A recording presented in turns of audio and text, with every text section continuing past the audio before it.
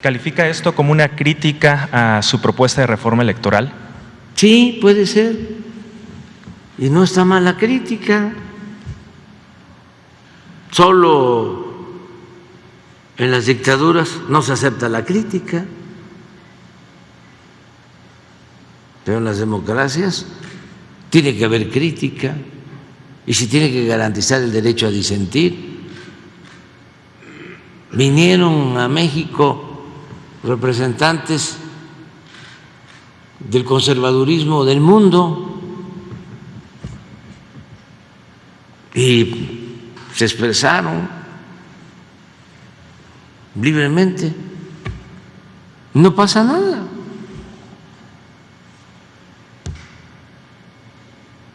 No tenemos nada que ocultar. Nosotros tenemos un proyecto de transformación que tiene que ver con lo mejor de nuestra historia nacional. Si Hidalgo viviera, con nosotros anduviera. Si Morelos viviera, con nosotros anduviera. Si Juárez viviera, con nosotros anduviera. Si Zapata viviera, con nosotros anduviera.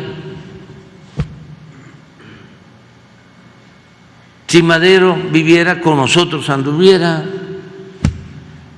Si Villa viviera, con nosotros anduviera. Hoy vamos a recordar los 100 años del asesinato de uno de los revolucionarios más íntegros, Ricardo Flores Magón. Si Ricardo viviera, con nosotros anduviera. Si el general Cárdenas viviera, con nosotros anduviera. ¿Quiénes no andarían con nosotros? Y sí con nuestros adversarios. Iturbide,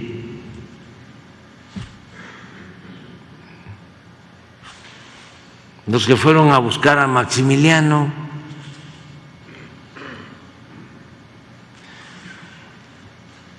Lucas Alamán,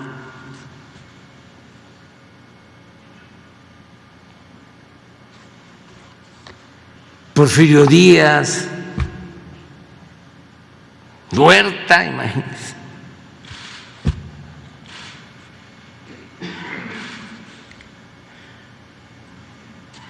Salinas de Gortari,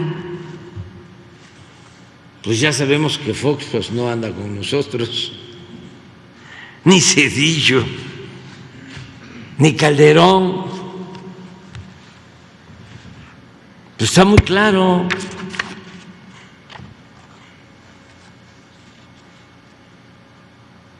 Entonces,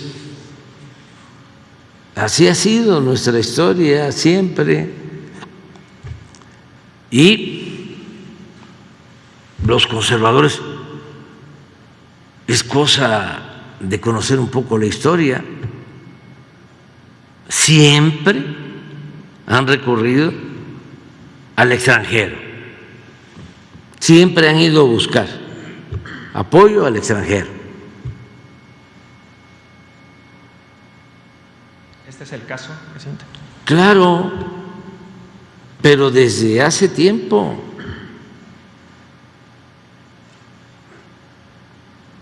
Y no cambian.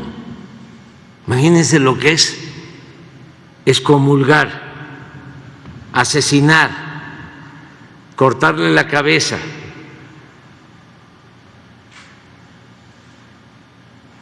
a Miguel Hidalgo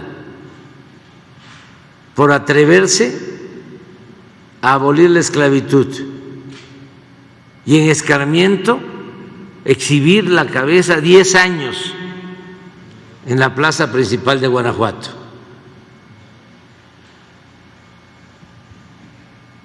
Así, no estoy inventando nada.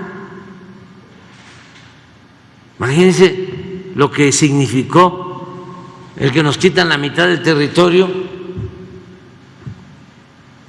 y van los conservadores a buscar a Santana al exilio.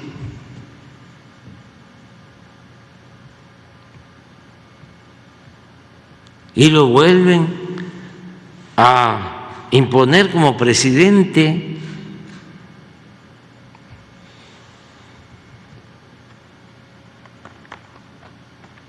Hasta que surge el movimiento liberal para enfrentarlo. Pero los que fueron a Miramar, ¿no tienes ahí la foto? Vamos a verla. Esos mismos de ese pensamiento fueron después, bueno, primero fueron a buscar a Santana, luego fueron a buscar a Maximiliano.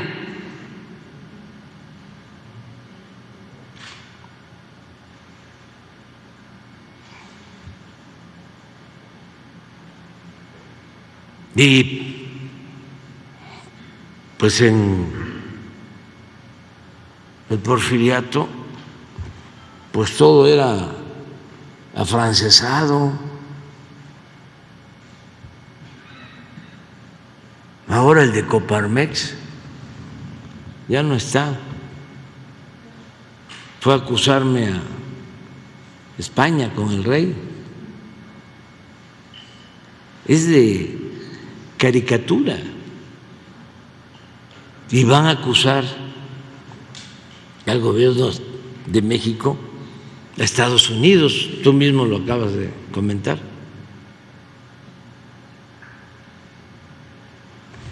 Llevamos muy buena relación con el gobierno de Estados Unidos con respecto a nuestras soberanías. Y como ellos no saben de eso, porque se acostumbraron a someterse, no saben de un trato igualitario, como lo menciona el presidente Biden, en pie de igualdad.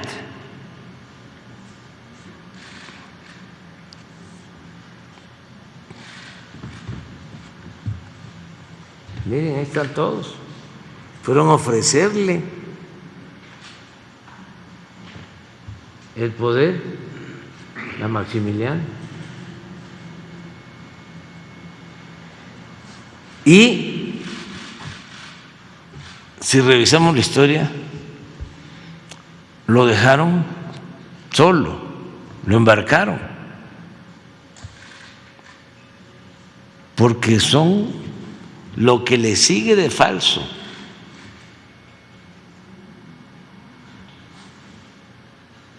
Porque querían que Maximiliano, llegando, reformara las leyes que había impulsado el movimiento liberal, las leyes juaristas. Y resultó que Maximiliano tenía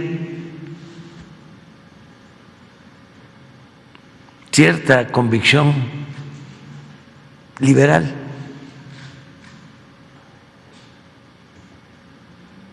Entonces lo abandonaron, como también lo abandonó Napoleón III.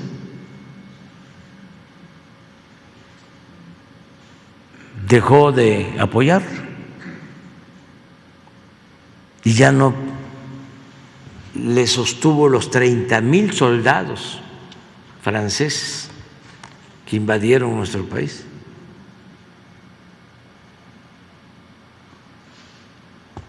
Por eso se fue Carlota a hacer gestiones a Europa y ya no regresó.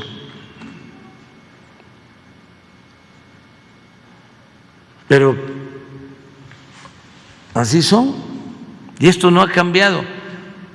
Y cuando triunfa la República y se logra la segunda independencia de México, se pensaba que ya no iba a haber conservadurismo, que ya habían desaparecido. Pues no, con Porfirio Díaz, que tenía afanes aristocráticos, a pesar de venir de abajo. Ayer recordaba eso. Fíjense, la historia y la política. Porfirio Díaz llega al poder con la bandera de la no reelección.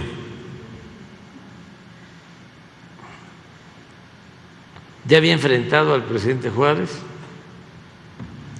con el plan de la Noria, no pudo, acusándolo de reelegirse. Se muere el presidente Juárez y lo sustituye el entonces presidente de la Corte, Sebastián Lerdo de Tejada. Vienen elecciones, gana Lerdo la elección.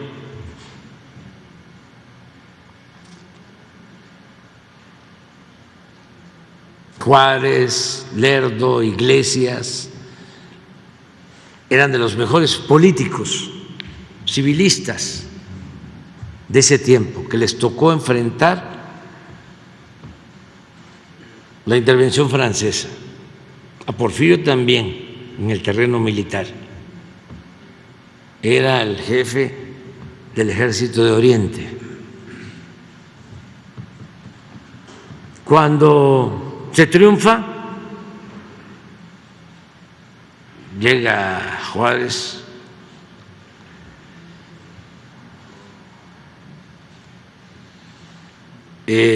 Porfirio, porque era muy espectacular, le hace la entrega de los fondos que tenía su ejército y él decide retirarse porque él no ambiciona nada. Era un gran actor, un gran simulador. Se va a Oaxaca y empieza ya a preparar pues su lanzamiento político. Y el primer movimiento es contra Juárez, con el plan de la Noria. Se muere Juárez, decía yo, entra Lerdo y se vuelve a lanzar Porfirio con el plan de Tuxtepec, con la bandera de la no reelección, en contra de Sebastián Lerdo de Tejada. Y militarmente, con la bandera de la no reelección, en contra de Sebastián Lerdo de Tejada. Y militarmente toma el poder y expulsa a los lerdistas, que eran civilistas y también con un tinte aristocrático. Porfirio era un hombre de pueblo que venía de abajo, pero quería ser como los de arriba. En la última batalla contra el ejército de Lerdo, el ejército federal, en Tecoac, Tlaxcala,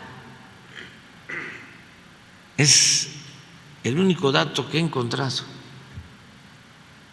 Se sube a una mesa y le habla a los campesinos que tenían un problema agrario con la hacienda de ahí de Tecoac, y les dice: si me ayudan en la batalla, cuando yo llegue a la presidencia, les voy a dar sus tierras.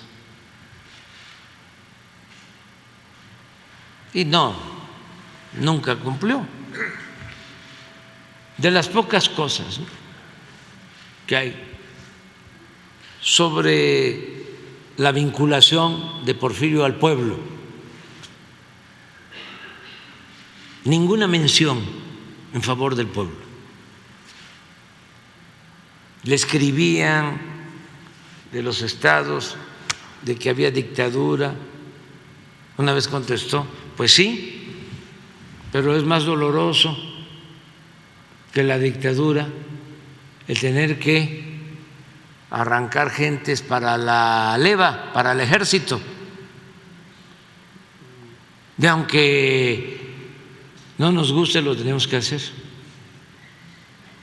O sea, justificaba la esclavitud, porque se decía, por ejemplo, en Yucatán, el progreso del Enequén no puede darse sin la esclavitud de los mayas. Ese era el pensamiento.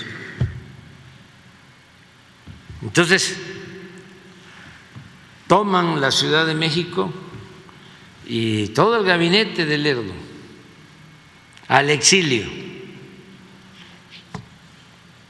Algunos no sabían montar a caballo y sufrieron mucho, pero a huir, y se van a Nueva York y a otros estados de la Unión Americana, de Estados Unidos, y se va el que era secretario de Relaciones de Lerdo al exilio, Manuel Romero Rubio. Llega Porfirio al poder, empieza a consolidarse y empiezan a regresar. El que nunca regresó fue Lerdo. Lo fueron a buscar muerto.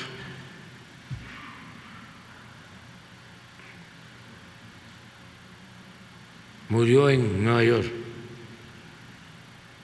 Pero sus colaboradores, supuestamente leales, empezaron a regresar. Y regresa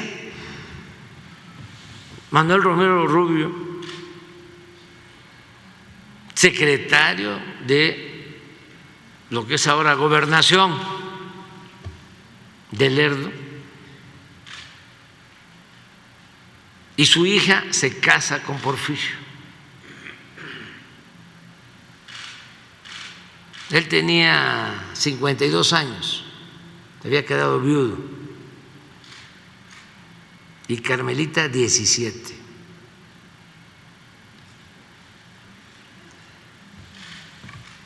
Pero independientemente de los amores, lo que Porfirio quería era un camino para entrar a la aristocracia. Y como Carmelita era una joven bien educada, que tocaba el piano y tenía muchas virtudes, porque pertenecían a esa élite aristocrática, Porfirio, de andar mucho tiempo, hay crónicas de cuando llega el gobierno, triunfa y empiezan a hacerle los aristócratas actos, ¿no?, para acomodarse, porque son muy acomodaticios. Hay crónicas de un abuelo de López Portillo, nada más que no viene el caso ahora buscarlo, en donde lo describe. Y lo que más le criticaba es que siempre traía un palillo en la boca.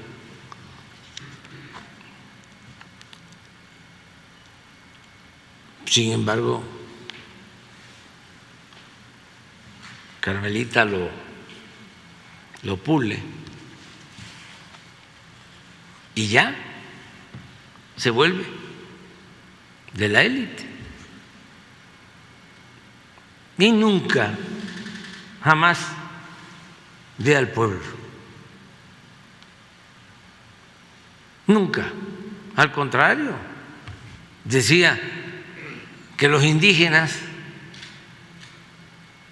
que eran los dueños originarios del territorio, de sus territorios, tenían acaparada la tierra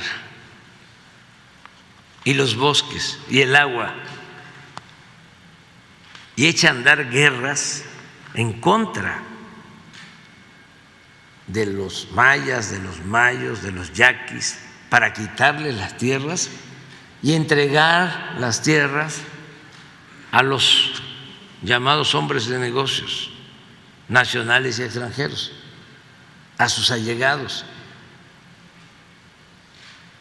al extremo, y ayer lo decía yo, que asesinan a 15,000 yaquis. Un horror, una vergüenza para quitarle las tierras.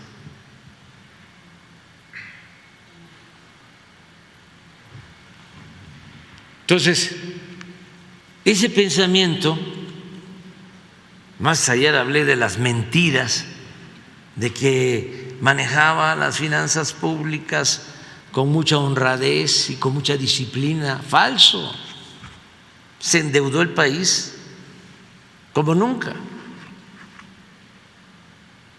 porque rescató, con él empieza lo de el rescate de los potentados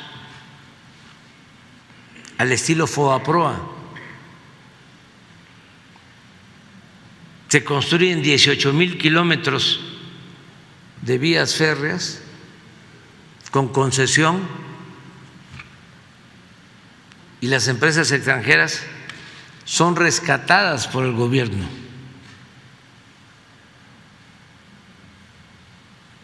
En aquellos tiempos significó ese rescate el 52% de toda la inversión privada, nacional, extranjera, y de toda la inversión pública. Costó ese rescate 52% de toda la inversión de los 34 años de dominio porfirista. ¿Y qué creen? Te rescata los ferrocarriles y se constituye Ferrocarriles Nacionales de México 2 años antes de la Revolución. Pero los despachadores de los trenes, los ferrocarrileros, todos siguieron siendo estadounidenses. Una vez que ya México había rescatado los ferrocarriles, es hasta que llega Madero que se mexicaniza el ferrocarril. Pues esa mentalidad pues prevalece en los negocios, en todo. ¿Quién salió ganando con esa recuperación o rescate de los ferrocarriles? El Limantur. Y así muchos otros negocios de ese corte. Y sigue esa idea. Bueno, la revolución no pudo con eso. Sigue ese pensamiento